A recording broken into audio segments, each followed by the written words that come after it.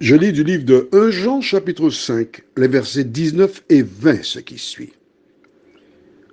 Nous savons que nous sommes de Dieu et que le monde entier est sous la puissance du malin.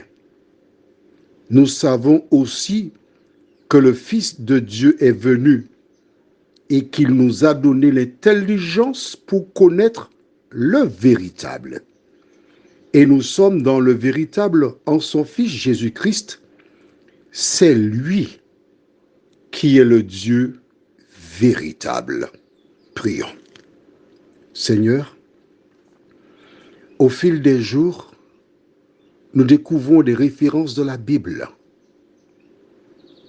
qui nous permettent de mieux connaître Jésus. Que ton esprit scelle ta parole dans notre cerveau et que nous puissions avancer selon ta parole. Au nom de Jésus et pour ta gloire éternelle. Amen. Je vais relire à nouveau le verset. Nous savons que nous sommes de Dieu et que le monde entier est sous la puissance du malin. Ça, c'est le verset 19.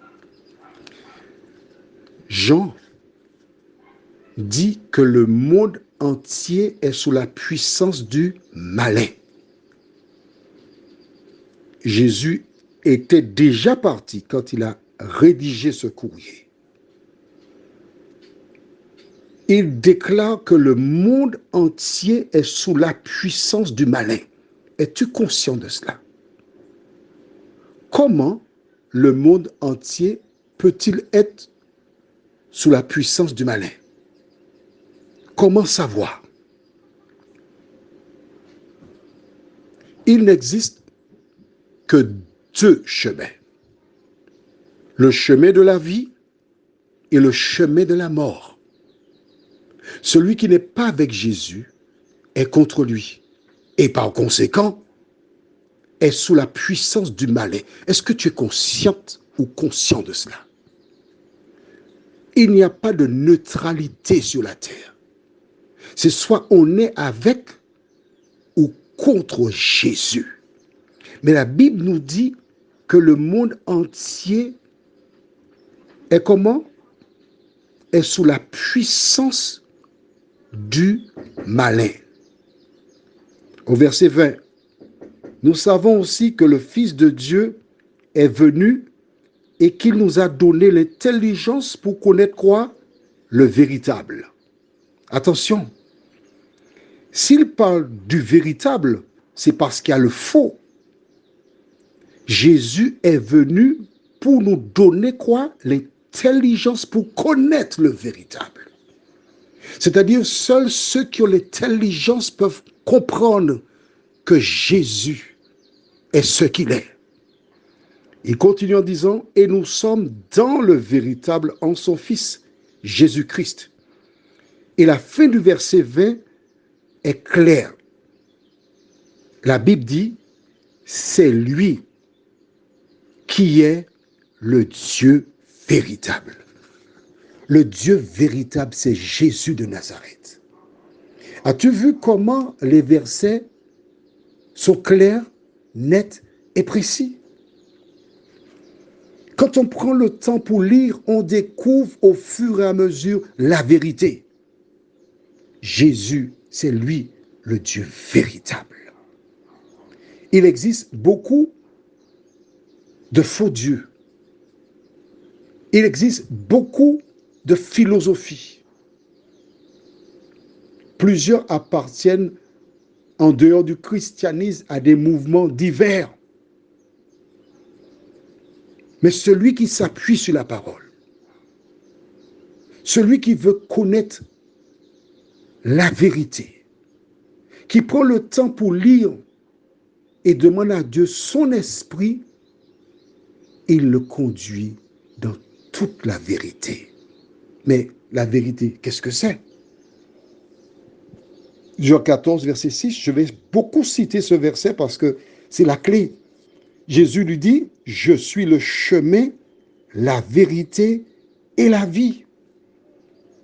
En clair, il n'y a pas plusieurs chemins. Il n'y a pas plusieurs vérités, ni plusieurs vies. Jésus est un ensemble. Qu'est-ce que ça veut dire? Que lorsque tu prends Jésus dans ta vie, lorsque tu l'acceptes comme sauveur personnel, c'est lui qui permet de relier la terre au ciel. C'est lui qui est le chemin. Lorsque Jacob, le père de Joseph, le père des 12 tribus d'Israël, se rendait vers Laban, la nuit s'est couchée et il vit une échelle sur laquelle des anges montaient et descendaient vers le ciel. Et il dit, ici c'est la maison de Dieu. À travers ce rêve, Dieu lui a montré qu'il n'y a qu'un seul chemin qui permet d'aller au ciel. Et ce chemin, c'est Jésus de Nazareth. C'est lui qui est le Dieu véritable. Lui qui est venu donner sa vie en rançon pour acheter celles et ceux qui l'acceptent pour sauveur personnel. Alors, acceptes-tu le Dieu véritable dans ta vie? Prions. Seigneur, au risque de me répéter, certains versets laissent comprendre que Jésus est une créature.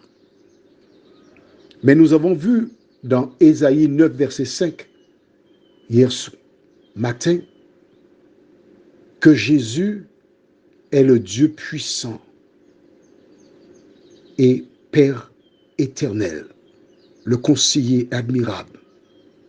Seigneur, aujourd'hui nous avons lu que c'est lui, Jésus, qui est le Dieu véritable.